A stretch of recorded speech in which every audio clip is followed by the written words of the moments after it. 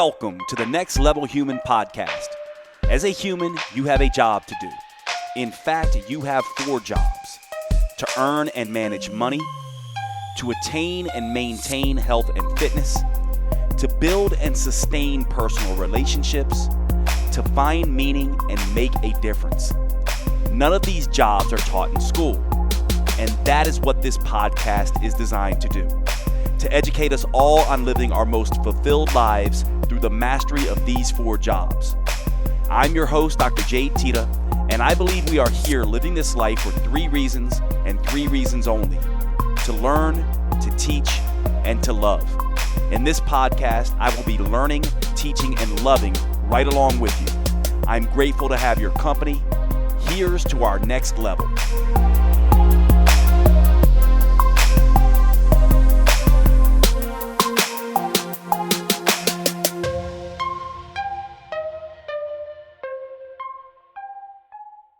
All right, so confident detachment is the topic of discussion. And you and I talk about this usually in the concept or the context of romantic relationships, but it really could be used in any relationship. So let's start with each of our definitions of what this is. So if I had to describe what confident detachment is, it essentially means, the confident part means that I'm going to come to you with my honest beliefs, my desires, my wants.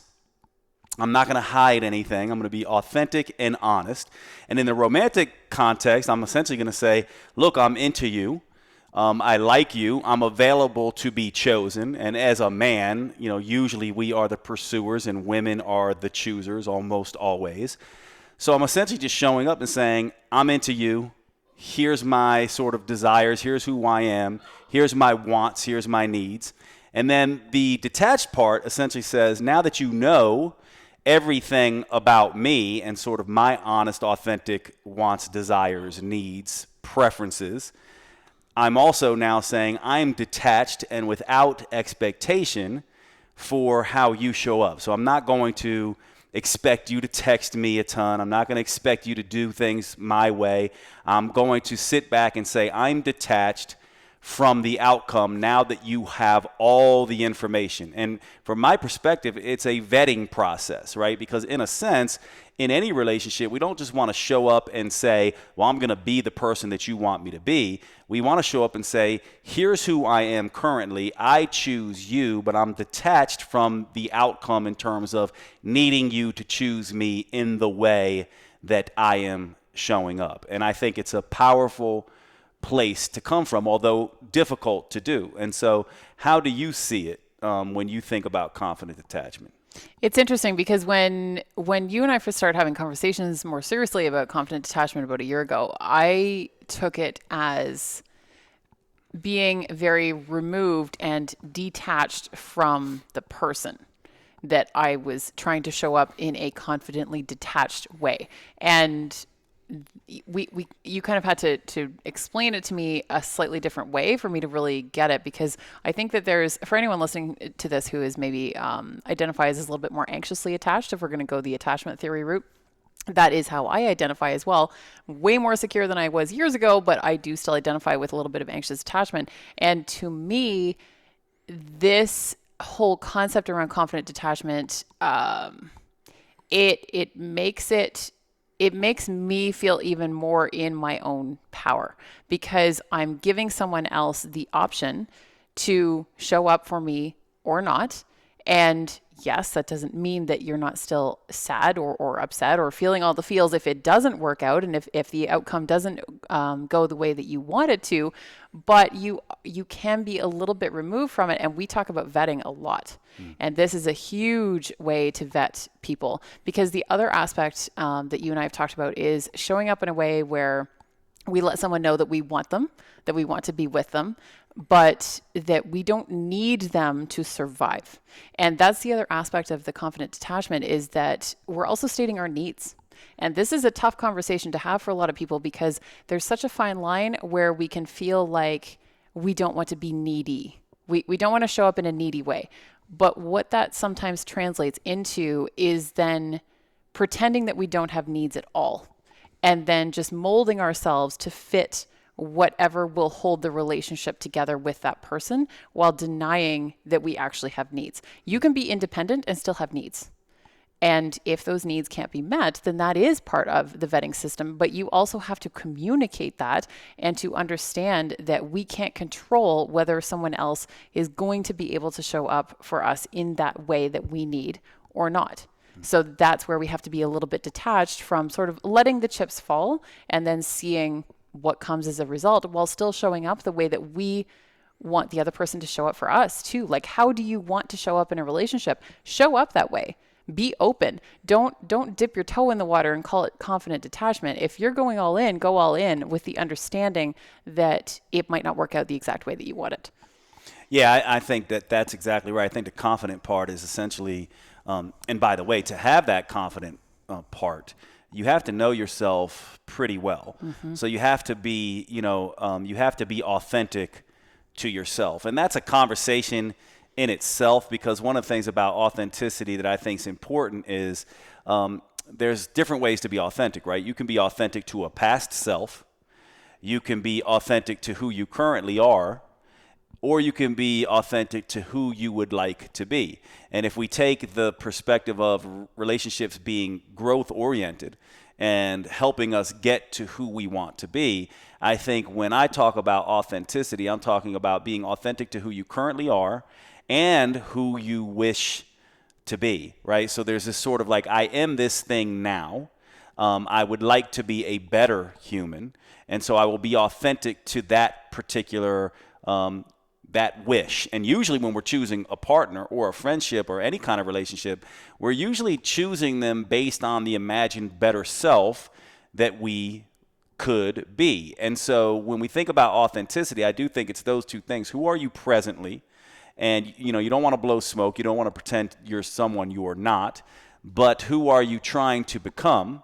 And you get to practice being that person in this new relationship. So you lay all your cards on the table. So from my perspective, there is no room in this way of functioning to play it safe or play a game or any of that. As a matter of fact, what essentially confident detachment is, it's that old saying, it's like if you want to win a game, then play a different game. Don't play the game other people are playing. Play your own game. Confident detachment is essentially saying, I'm not playing dating games, or I'm not playing this normal way of showing up. Here's everything you need to know about me and how I feel about you. That's the confident part. Now, the detached part is essentially saying, I've just given you everything about me. Now I'm going to see if you show up. And the thing is this, it's not detached. You're detached in my mind from whether they like you or not. You're not detached from the idea of vetting them. So when we talk about vetting, it's not like you're not completely like, I don't care what you do. You're vetting, and that's why the conversation of authenticity and your who you currently are and who you want to be shows up. Because in the detached part, you're essentially saying, I'm detached from trying to force you to be a particular way. I'm simply going to watch how you show up. And based on that, then I will make my confident moves more towards you or further away from you. And so I think it's one of these things where it allows space for the person to go, okay, this person is telling me everything I need to know, and now I get to show up the way that I will. And then at that point, the confident detached person gets to say, okay, I like the way you're showing up and this could work, or no, it's not going to work. And I'm kind of tired of this old rhetoric that keeps floating around in terms of, like wait 3 days to call if you're super into them or any of those. This completely removes all of the bullshit. It also is incredibly vulnerable because you have to show up. If you're really into this person, you're letting them know, and you also are aware that you might get rejected. And it's sort of like showing all of your cards. But what's the alternative? The alternative is all of, I always go back to the alternative when we choose not to be vulnerable is living with all of the what ifs. And I don't do regret. I know that you and I have talked about that. That's a choice for you as well, that you choose to not do regret. This is a really great way to not do regret. in relationships is, instead of just wondering like, oh, if I had just said this thing or showed up this way or something like that, if you put your cards out on the table and say, hey, I'm super into you. I would love to spend time with you. I would love to get to know you better. I would love to be in a relationship with you, whatever that looks like. Then at least you're giving them the option and you're letting them know. You're giving them all of the necessary information to make an informed choice. And then it's open to see what happens next. And part of the joy of relationships, I love that you mentioned who we can become with a new person, because that's that excitement. When we get involved with somebody else, we don't always fall in love with the other person so much as we fall in love with the idea of who we could be with that person. And that's the part that we have to remember. That's that initial sort of like excitement and stuff. Yeah, we're super pumped about them too. But we're also thinking to ourselves, hey, this is the version, I really like this version of myself and who I am with this person. And that can be part of what we kind of fall for too.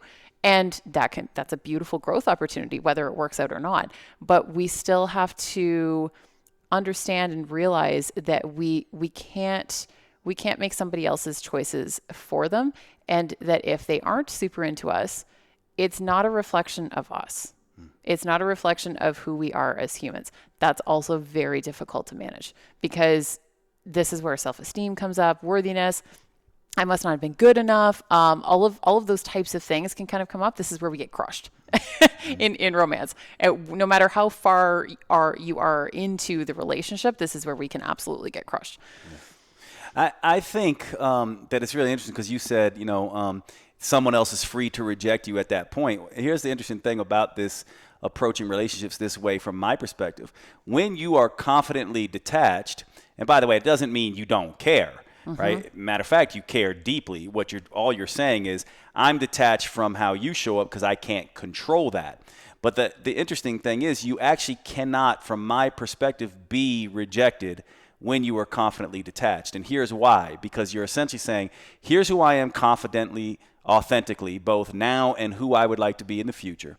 And now I'm just essentially saying, do you fit with me?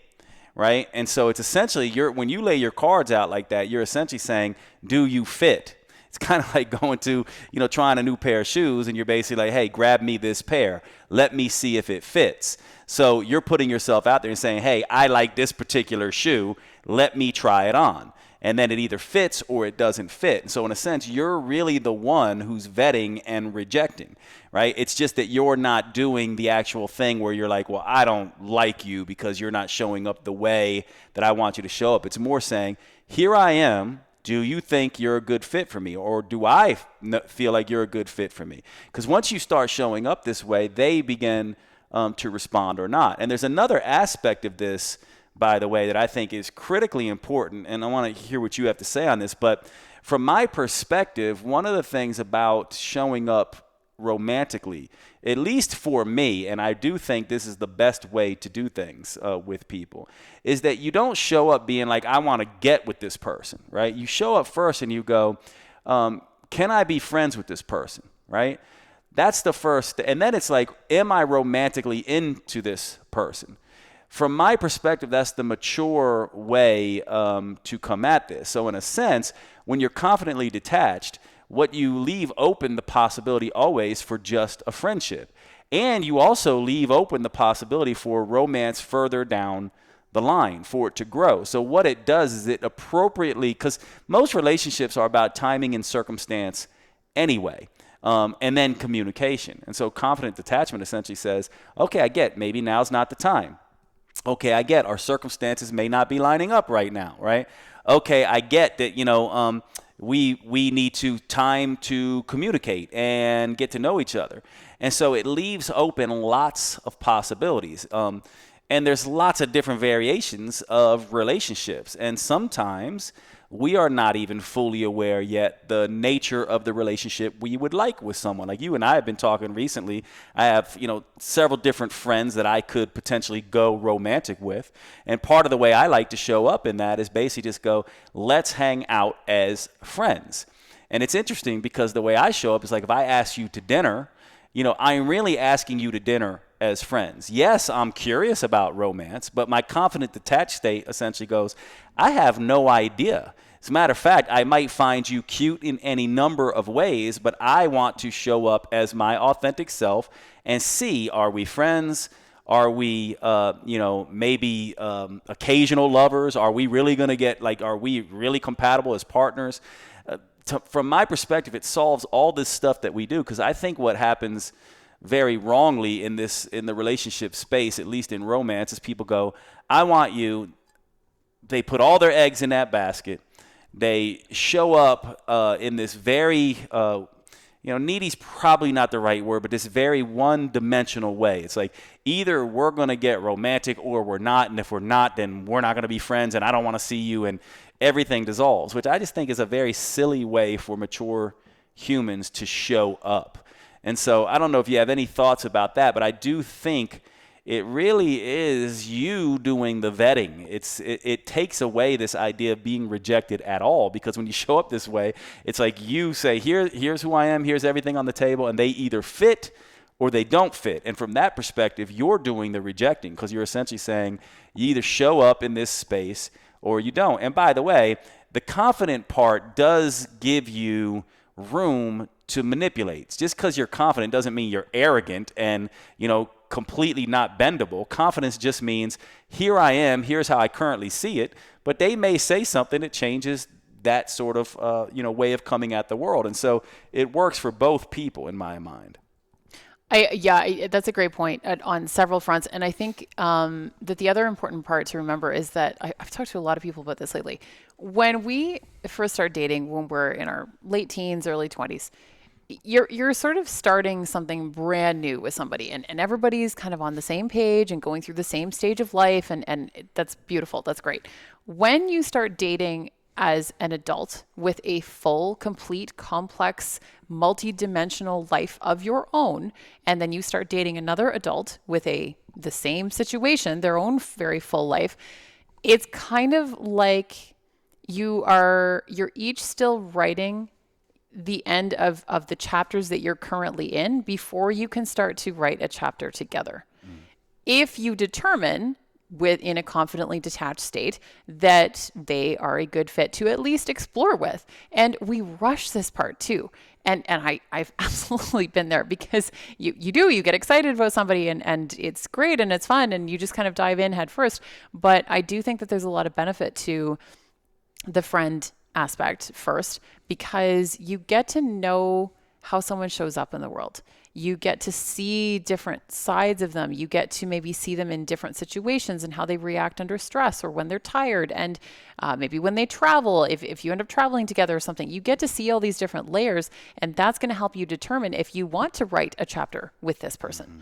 But that's the difference between, a lot of people will maybe have been in long-term relationships since their early 20s. I was one of those people.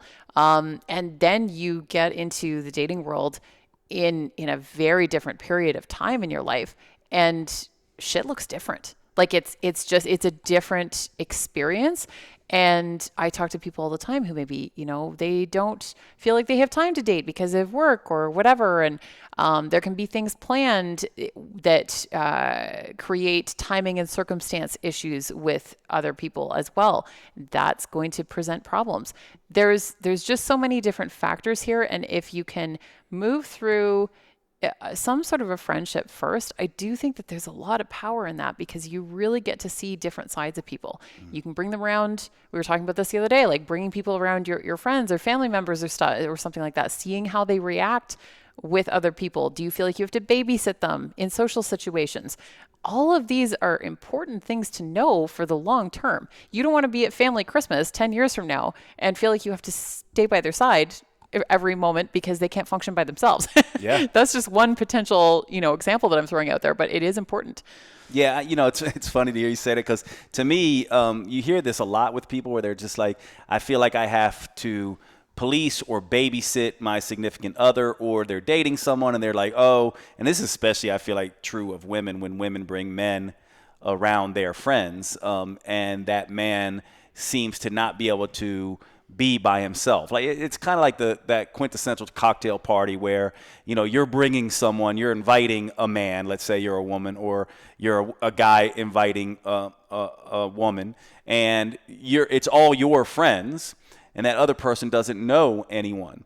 Now, the way they show up in that can be completely a turn off or completely a turn on based on how comfortable they are just, maneuvering through, sort of the social realm. We all want someone, and I think this is especially true for women, but correct me, Emily, if I'm wrong here. I think we all want people who are socially agile, socially adept, able to have conversations with people, not feel like we have to come to their aid. There's nothing like looking across the room and, seeing the person that you're romantically interested in and seeing them engaged in conversation with other in a confident way and not being like overly anxious or giving off weird vibes because you're talking to, a different group of people. To me, that's absolutely huge, and it shows up in all kinds of scenarios. And so to kind of dial this in a little bit more, let's talk about just the confidence piece. So obviously, you and I are, cis heterosexual, male, female. So we're speaking from that perspective. So when you, are thinking about the confident aspect of confident detachment, and you're thinking about a male, how does a confident male show up for you? Like, how would you define that? What's it feel like for you? And the reason I ask this is because I just want to give, the men, and then maybe we can give the women sort of like a nice picture of what that confident aspect looks like without them being like, I'm not interested in you. You know what I mean? Yeah. Well, for one thing, I mean, since you mentioned that about being interested, for one thing, to me, the confident detachment is hot. Like, if somebody is going to actually express interest, as opposed to leaving you guessing, like, are they into me? Are they not into me? There is nothing more attractive than someone who is super consistent. I have no time or patience for people who are not consistent at this point. Super consistent and very honest, open, and genuine about how they feel about me. Like, if they're expressing interest, great. Like, that's attractive. I also want to know that they are self-sufficient, that they can, everything from being able to be financially stable to cooking their own meals. Like, can you take care of you? I'm not here to be your mom. No one's into that vibe. I need to make sure that you can hold it down for you, because that's also a really significant, I would argue, particularly for the feminine, that's a really significant clue to me around, can I trust you? Can I trust you to hold it down for me? And I don't mean like financially support me. I mean, like, can you like emotionally be there? Because if you can't emotionally be there for yourself and show up for you, I don't know how you're going to do it for me. And not because I'm outsourcing my emotional needs, but because in a healthy relationship, you are not two completely independent humans who don't need anything from each other. There is some interdependence that has to happen there in order to cultivate that connection. And a huge part of that is trust. And I need to be able to trust that you can stand on your own 2 feet without me there to hold your hand. I want to know that you're into me. I want to know that you would love for me to come cheer you on at something that you're great at. Like, I'll be your number one fan if you do something awesome, like in your career or something, or whatever that looks like. That's amazing. I just need to know that you don't need me to function. You don't need me to make it through the day by yourself, because that's not attractive. That's not an attractive quality. Yeah, it's interesting. For me, I feel like maybe I'll go through the male stuff too, and then we can go through the female stuff. I kind of look at it like men, in my mind, this is the way I look at it in cis hetero relationships. I essentially go, men are almost always the chosen. They are not the choosers. Women choose. Men make themselves available. So confidence to me is a man essentially making it very clear to the woman, I am available to be chosen. So what that essentially looks like is, I would like to go out, or, let me get your number, or, any number of overt sort of like, I am interested in getting to know you further. Now, what's beautiful about that is many women might immediately think, oh, this is romantic. But to a confidently detached man, I think it's not actually. I think what it is saying, you look interesting and you are someone I'd like to be friends with, and I can see potentially, at least from a physical perspective, that there might be some romance here. Yet, I don't know, right? Isn't this, we don't really know until we get close to someone. So essentially, from my perspective, the confident man is essentially just saying, hey, you, look at me, I am available to be chosen by you. And also saying, oh, and by the way, that doesn't necessarily mean I'm looking to just jump into romance with you. I am wanting you to choose me, and then I am wanting to vet you, right? This is where women can write the whole story. Absolutely. And we talked about that on our last episode, where women, and I've talked to so many women about this, and I have fallen into the trap myself as well, where we hear all the right things and then we write the whole story in our heads, even if we try to pretend that we don't want to. And that's a huge part of the detachment part, is detaching from that story. And that's where it's hard to do, because we can be breaking years of conditioning sometimes in order to start to become a little bit more detached from that outcome. Yeah, and I can tell you as a man dealing with women on DM and in person and everything else, one of the things I find most, I won't say unattractive or annoying, I'll just say that it is something I kind of notice, is that a woman who immediately thinks that, just because you say something nice, or just because you are having a conversation, that you're immediately interested in her only romantically, right? So they sort of jump to this place where it's like, he is hitting on me in this romantic way. And I think that is a confidently detached woman should sit back and, essentially say, that's interesting. He's definitely letting me know he could be interested in me. But that doesn't necessarily mean he's wanting to jump into a relationship with me. This perhaps means friendship. It perhaps means romance. It perhaps means any other number of things. And I do think from a guy's point of view, a confident woman comes across when a man says, hey, you, look at me, I'm available to be chosen. From my perspective, a confident woman is either going to be like, absolutely, or, oh my God, thank you so much, that's very sweet, I'm kind of seeing someone right now, or, something that would probably be the best of things would just to be, let a man know right from the get-go, I would love to have a friendly coffee, or, something like that, which would essentially establishes, this idea that, hey, you seem interested to me as well, but I'm not necessarily looking at you as a romantic partner either. I like that, because essentially what it says is, I can go out with you or have coffee with you, and I don't necessarily need to see this as a romantic interaction right off the bat. It's just two people getting to know each other. And from my perspective, some of my best friends have happened in that way. And so from my perspective, a confident woman is not going to immediately say, oh my God, he's hitting on me. She's also not going to necessarily, she's going to let the guy know her circumstances, right? Like, a friendly coffee sounds great, or something like that.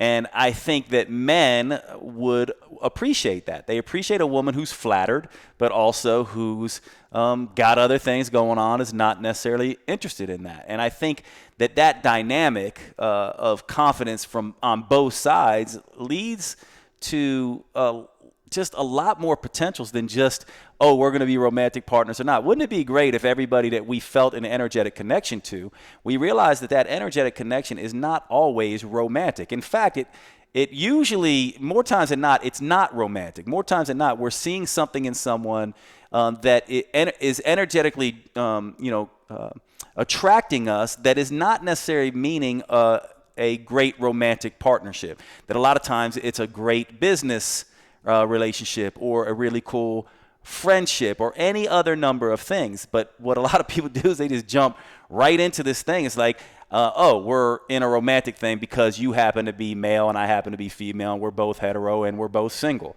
And I just think that's, sort of a big mistake in that. So to me, that's how, confidence would show up for men and women. But I'm interested for you. How do you see it for, like, how would a confident woman in your mind show up to interactions with, men? I mean, I think mostly how you described it is a really great start. The other thing that I'll say too is the women that maybe immediately interpret it as being hit on or something like that. There can be a lot of layers to that, and one of several different layers could be that they might not get much attention from men. So if they do get that attention, especially from someone who seems really great outwardly, even though they maybe don't know them very well at all, and who comes with presence. I've talked to you about that because our friend Trevor has mentioned that before on my podcast about the power of presence with males, and that there are women out there, again, we're speaking heterosexually, who maybe haven't really experienced that, and it's like they're starving. And then when they come across a male like you, like Trevor, like some of the other men in my circle, you guys all bring this presence that I think is sometimes hard to find depending on what type of men a particular woman is surrounded by or has had in her past. So then even just like a small dose of that can feel like, oh, he's interested in me, even if that's not necessarily the case. So I think that's a caveat that kind of has to be mentioned there. And there's no, like quick fix to that. Obviously, it's just about becoming, I think, a little bit more confident in yourself, developing those skills, and really building on your self-esteem and stuff as well, because that's where you get to the point of being more confident. Like as a woman who can be confidently detached when receiving the male attention, I think, like not necessarily diving in head first just because somebody asked you out, like building up your own life in enough of a fulfilling way that somebody else coming into your life, whether it's as a friend or a romantic partner, either one, is a beautiful addition. It's not the whole picture. I think that that's a really important part to cultivate, and that we all need to do this. Like any human out there, we need to be building a fulfilling life on our own, even if we're not with someone. It doesn't mean that bringing in the right person is not an enormous part of that fulfillment in a really powerful way. But I don't think that it's healthy to approach it from the point of, I have this massive void left in me that needs to be filled up. Yeah. That is where confidence just goes down the drain, because then that to me starts to border on the difference between having needs, which every human does, versus being needy. Like, I need you to survive, essentially. Yeah. Like, if you leave me, my entire life will fall apart. And I have experienced like heart-shattering heartbreak, like as have you, Jade. But I don't think that either of those things were necessarily for us personally when we were in spaces of like, this other person is my whole world, necessarily. Yeah. Yeah, and I think I would agree. I would agree with that. And I think we should definitely talk about the idea of the detached part, because I know some people hear the word detached and go, well, that doesn't sound like something you want to be when you're reaction. Getting into romance. And I think there's different ways to look at this. So if you don't like the word detached, then think about confidently relaxed, right? Is another way to think about this. All it essentially is saying, and it really comes from the Stoic idea that there's three locuses of control, right? There's the things you control completely, there's the things you partially control, and there's the things you don't control at all. Well, with other people, you almost never control them at all. But once you're in a partnership, maybe you have some influence over people, so maybe you partially control that. But the Stoics would say, essentially, only focus on what you can control completely. And so when I use the word detached, what I'm essentially saying is I'm detached from the things I cannot control at all, and I'm detached from the things that I only control partly. I'm only attached to the things that I control completely, which really is just The only thing we really can control completely is the way we view the world.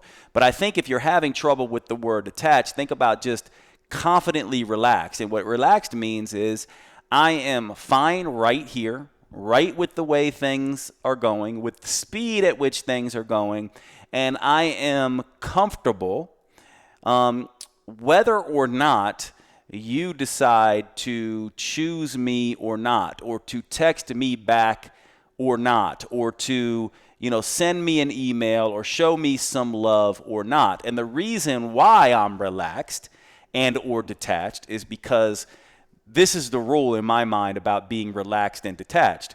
It simply is just that this rule that is a rule for myself, and this is the idea that in my mind, you never should have expectations for anyone but yourself. So as soon as you have expectations about the way someone else should show up, you are now attached and potentially going to be needy. And the way you deal with that is you essentially go, because I know some people would say, well, Jade, don't you have to have expectations where you're in a relationship? And I would still say, and by the way, you don't have to agree with me, and Emily may even disagree with me here, so we'll see what she has to say. But I say no. I say absolutely not. You should never have expectations for anyone else. Where the expectations happen is within yourself, meaning that I expect that if the person I'm dating shows up in a particular way, or is not responsive, or betrays me, or lies to me, or any other number of things, my expectation for self is I will no longer be engaged in that relationship in that way. So expectations are fantastic. And in my mind, they're only fantastic when they rely on you and you alone. As soon as you put expectations on someone else, you're playing with fire, because you cannot possibly have expectations for someone else. You can if you want, but they're going to get blown up repeatedly, and you're just going to be like a marionette on a string, and people are going to treat you like a puppet. You have expectations only for yourself, and that means standards and boundaries, which goes back to the confident, authentic piece. You have to know what your standards and boundaries are. And so that's the way that I would see that show up. So I'm curious how that lands on you and how you see this detached idea or this relaxed idea. I'm laughing because you and I had a very long phone conversation one day. I remember exactly where I was. Like, you and I were both going for a walk, but in separate countries. And and we had this conversation where we determined essentially this framework that we want to teach her on around expectations, boundaries, and standards.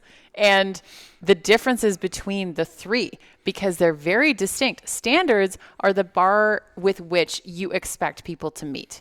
So are they honest? Are they kind? Are they loyal? Whatever your core values are, do they communicate well? All of these different things. Whatever core values are that you expect, there's the expectation, in another person, you expect them to meet that bar. That's like the minimum requirement to be even considered as a serious romantic partner. Mm-hmm. And now those standards, you better be living up to those standards yourself too. I'm just going to add a little asterisk to that, because you can't be measuring everyone else against that standard and not living up to that yourself. Then we have boundaries. So boundaries are the things that we will tolerate and the things that we won't. So if you expect integrity and somebody is lying all the time, then that's a boundary, but you have to enforce it. Otherwise, it's just a suggestion. Mm-hmm. So then we get into expectations. And when it comes to expectations, we need to have standards. We need to have boundaries. Expectations we need to manage. I think that's the biggest part that we need to determine, because it's human. It's natural to have some expectations. But that's very closely related and yet separate from the boundaries and standards part of the conversation. Because when we have all kinds of expectations that we project onto people, then we end up disappointed if they can't live up to them. Mm. And those expectations aren't necessarily fair either. We might be writing entire stories in our head of how we think someone should show up for us, but that's simply not who they are as a human. Maybe, just as a base level example here, maybe you're someone who texts your partner all day, every day. Like, you're just into that. That's cool. No judgment. I don't personally have time to be on my phone all day, every day, conversing with someone. I have other shit to do. So if I was involved with somebody who expected that from me and I could not live up to that expectation, then we're going to have a problem. That's going to create a conflict. So we have to manage the fact that we can't control or decide who somebody else needs to become in order to satisfy us. People are who they are, and we can grow together, we can learn together, we can communicate our needs, our boundaries, our standards, all of those things. All of those things should happen, but we can't expect them to live up to the ideal that we have created in our heads. And you will have a much more satisfying, healthy, happy relationship if you allow them to be and to grow into who they are going to become. That might mean that the relationship does not survive. That also might mean that the relationship becomes stronger than ever. It depends on the dynamic. Yeah, and I would definitely second that. I think expectations, the way I would describe this, expectations are shaky. It's like walking on, trying to walk during an earthquake. It basically is something that you certainly can have for other people, but you're probably going to have those expectations blown up. Boundaries are more flexible, right? So now they're a little less shaky, and there's some flexibility there with boundaries. Standards are sort of, drawn a line in the sand. And so from my perspective, you should get very clear on the differences of these things. From my perspective, expectations and assumptions kind of go hand in hand. So what happens is you meet someone, and I love the way you put this, Emily. You meet someone and you essentially assume. It's just like this old thing, right? Like what happens when you really start getting romantically interested in someone? What you do is you project and assume they're so similar to you, right? Isn't that what you say to everybody? Oh my God, we're so similar. Oh my God, we're the same human. Oh my God, right? Well, those are huge, huge assumptions. And by the way, when you start doing that, then you end up having huge expectations because you go, well, I'm assuming you're like me, and now I'm expecting you're going to be just like me.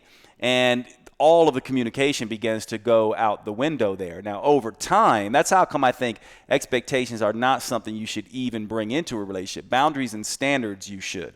You should be working to say, look, here are my boundaries. I'm willing to have some flexibility there. You might be able to encroach them a couple of times, and I'm going to communicate to you and say, well, look, that's not okay with me, and there's some adjustment that goes on with boundaries. With standards, there's, I oftentimes say it's like the 3 strikes, 2 strikes, 1 strike thing for me. If I have a standard and, that is a 1 strike policy. If you lie to me about something, that's my standard. We're done. If you are a little less responsive to me or, not a great communicator, that's kind of a boundary of mine. I'm going to work and be flexible within that and see it. But if you have like these definitive assumptions and expectations for me, I'm going to work a little bit more on that, and I'm going to be there with you for a while. But the point is, I don't think you can ever, have a situation where you're walking around expecting things from other humans and ever have any degree of happiness inside of a relationship.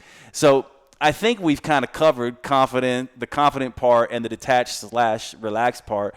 So maybe let's go through a couple scenarios maybe so people can kind of get a sense of what this looks like. And the first sort of scenario that comes to mind is just what you brought up. So let's say, Emily, you've just started dating a guy, and you guys are texting sort of back and forth, and he is, you're getting the vibe, whether it's true or not, you're getting the vibe that he's aloof, less responsive than you want him to be.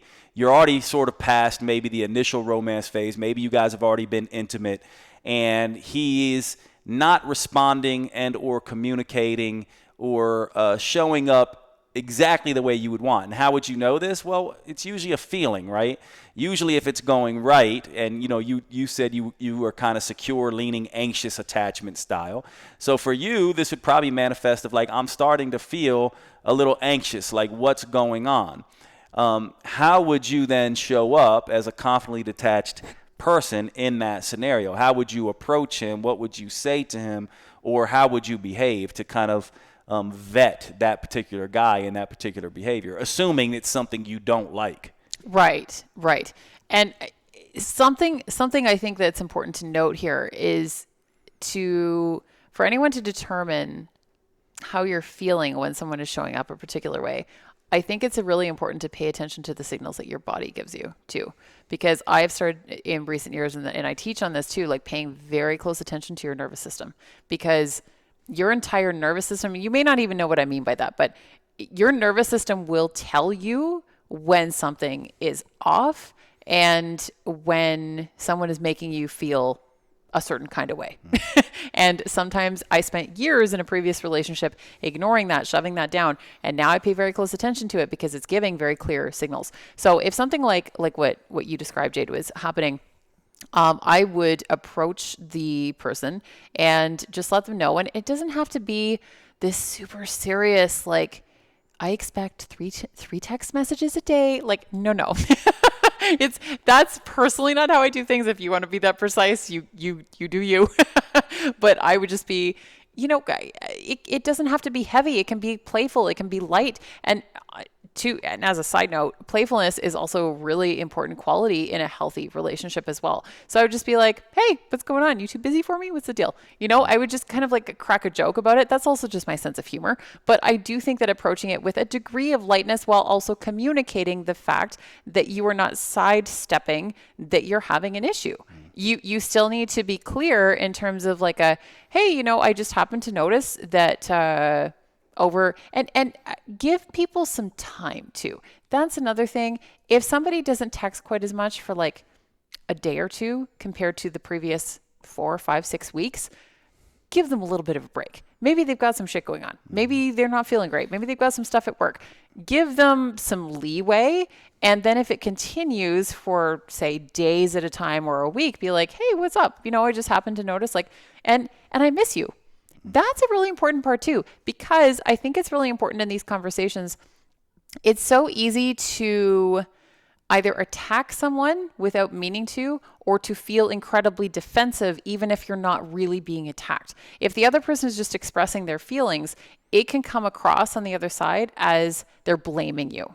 So this is where communication is such an important part of the conversation, because you can be a little bit light about this, and you can also express your desire and your feelings for them in the same conversation. Like, hey, I love talking to you, and I miss our chats. I miss our texting or whatever. And what's up? Is there anything I can do to support you right now? Like, what's going on for you? It doesn't have to be so fucking heavy all the time. Yeah. We can just keep it a little bit casual and still get our point across while also letting the person know, hey, I'm not here to blame you. I care about you. I love our connection. I love our interaction. And I just want more of it. Yeah. To me, yes, I would second that. I would say show up as a friend first, in these kind of things. And the way I would probably handle that is, what ends up happening with a lot of people is that they feel some distance from someone, they immediately create distance. A confidently detached person, in my mind, feels distance, and they immediately close that gap. So from my perspective, if there's a girl I'm interested in and we've been out and we've been intimate, and all of a sudden she starts to be aloof and I feel like she's moved 2 steps backwards from me, then my first move as a confidently detached man is to take 2 steps towards her.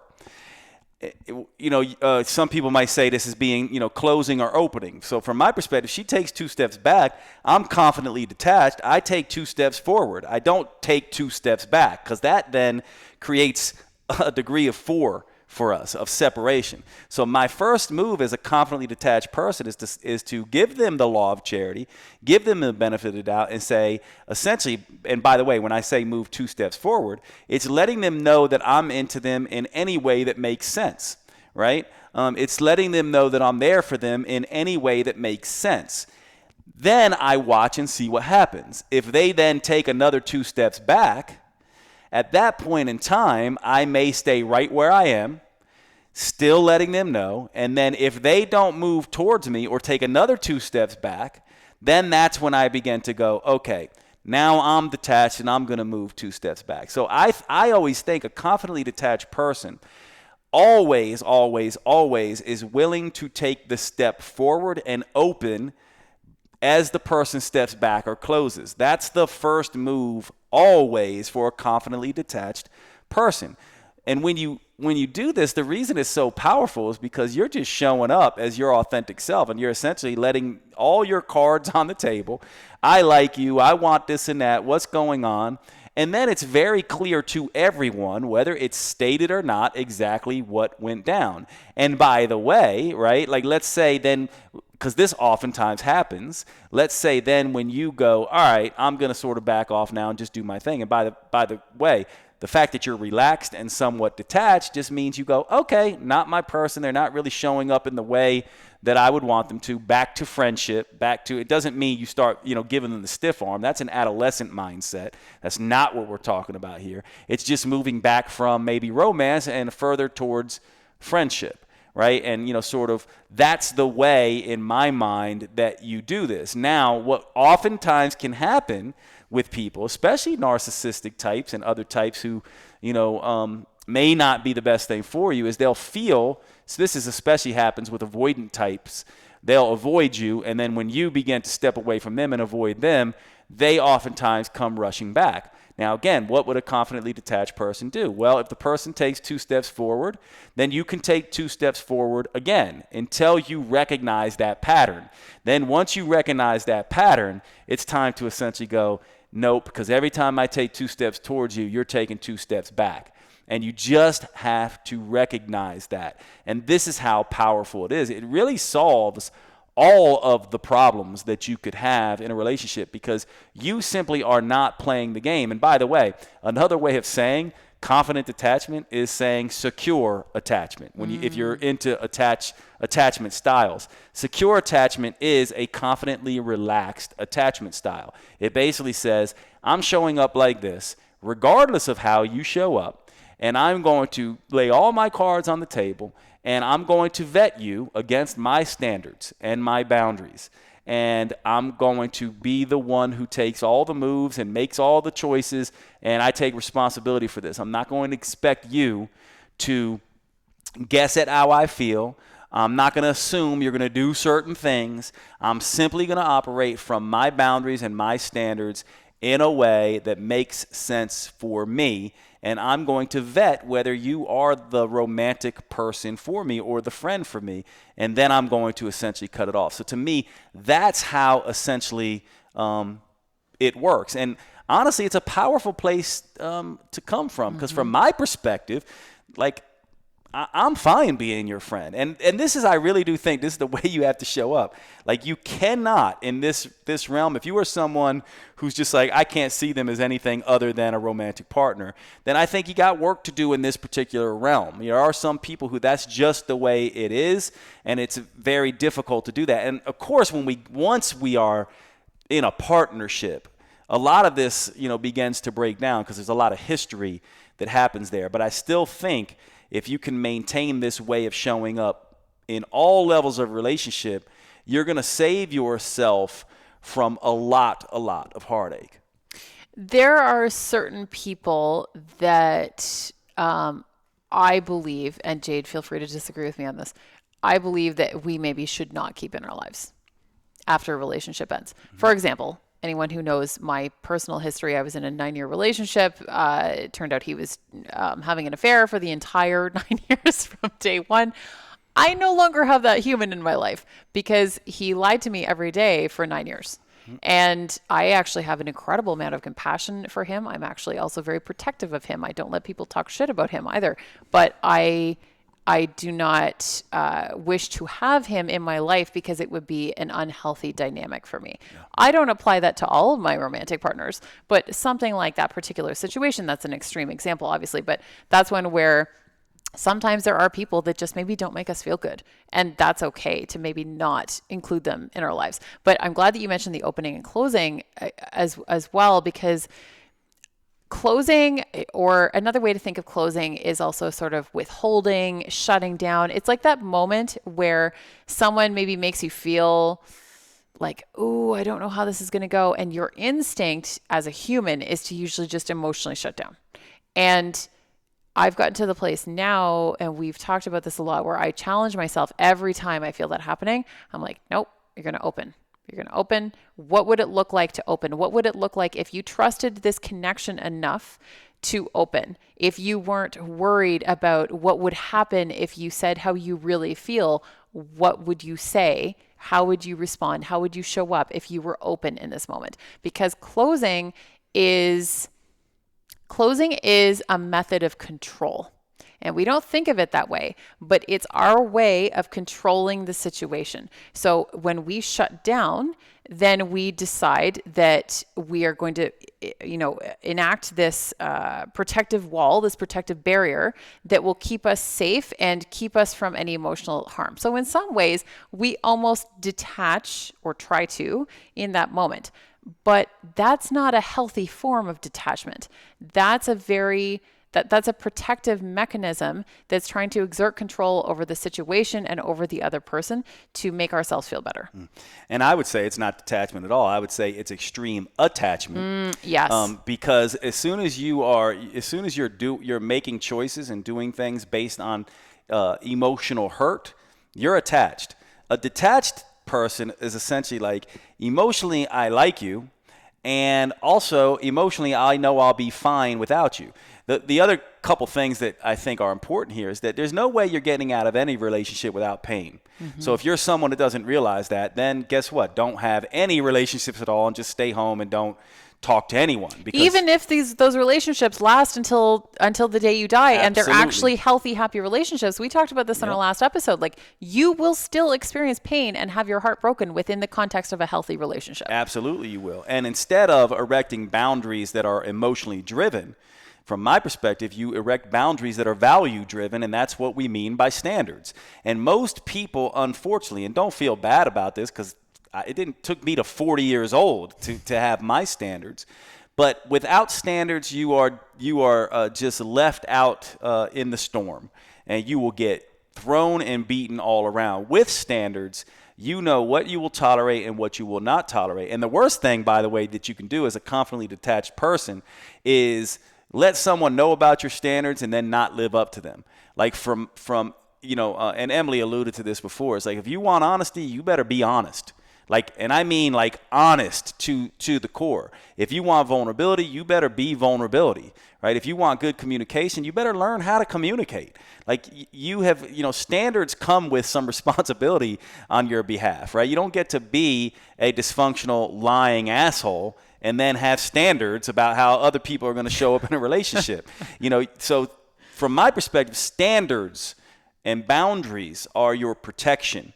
And most people don't even think about that because they're too busy asking the question, do they like me? Do they like me? When instead they should be asking the question, do I like them, and how do they hold up to my boundaries, which can be flexible, and my standards, which are my deep values, that anyone who encroaches upon those is not someone really worth being around. And here's the final thing I'll say on detachment or relaxation, being relaxed. To me, I'm like, if you cross that, right? Because I've had my own bout with dishonesty personally, and I simply won't do it. If you lie to me once, we are done. Period. End of story. Doesn't matter how amazing the sex was. Doesn't matter how amazing our relationship has been. I'm just not going to do that.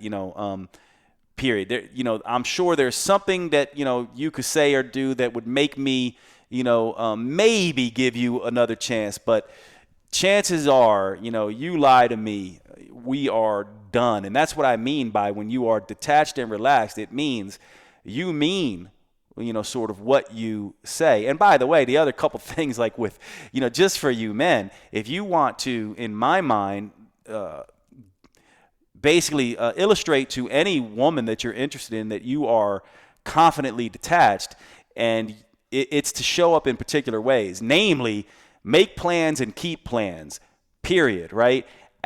Be the one who asks the person out, step into that, but also demand that if someone doesn't keep plans with you, or is wishy-washy with you, or doesn't show up in the ways that are making you feel comfortable, that's when you're going to either stop taking 2 steps forward, or you're going to start taking 2 steps back, and then be able to communicate that. Just essentially say, listen, I was getting the vibe from you that you're not really interested, or you're busy, or timing and circumstances are off for us, and that's all that's going on. And there's nothing wrong with, I certainly have counseled people to do this, and I've done this myself, to kind of just say before I kind of turn around and leave for good, basically to let the person, because relationships are about growth. So the best thing that you want is someone to communicate to you And by the way, keep in mind, not everyone even realizes what they're doing or why they feel what they feel or what they're doing. Not everyone is making fully conscious choices. But for a conscious person, it is a great thing to kind of do an exit interview in a sense and essentially say, look, I liked you. Here's my thing. Here's what happened. Goodbye. But that would be my final thoughts on this. What are yours? I'm laughing at the exit interview because I actually said that to someone. It was parting on like very amicable terms, and I was like, should we do an exit interview? And I was serious. I was like, what worked, what didn't? Yeah. No, I think that I really feel that this idea of confident detachment is really powerful and allows you to step more into your own personal power. And I felt that this episode was really important to do because you and I have a few different episodes planned where we're sort of on like opposite sides of the spectrum. And on this particular one, we've sort of met in the middle, or at least I'm coming closer to you, one or the other. But when I first heard about this concept, I think it's really important for us to do this because I was the person who heard confident detachment and immediately was sort of like my anxious attachment, which was more significant at the time, really came to the surface. And I'm like, it was almost like this sense of abandonment got triggered in me. I'm like, what do you mean confidently detached? Like it sounded like somebody was about to leave me. I was stressed about it. So I think it's really important to break this whole idea down to understand it on deeper levels, because I think that if more of us were able to create this sense of confident detachment for ourselves, that embodying that would help all of our relationships massively, and really help us to show up as the best version of ourselves rather than hoping and crossing our fingers that somebody's going to choose us. Because that's, yes, everyone wants to be chosen, of course, that's again very human, but not feeling like you have to have that you'll be okay even if things with this particular person don't work out. Because we're all going to go through that at one point or another, where something that we wanted to work doesn't work out. Every human on the planet that I'm aware of is going to go through that at one point or another. So I think that that's something that is really important to think about from this perspective. Yeah, I love it. All right, well, we'll end there. Thanks for hanging out, everybody, and we will see you at the next show. Bye.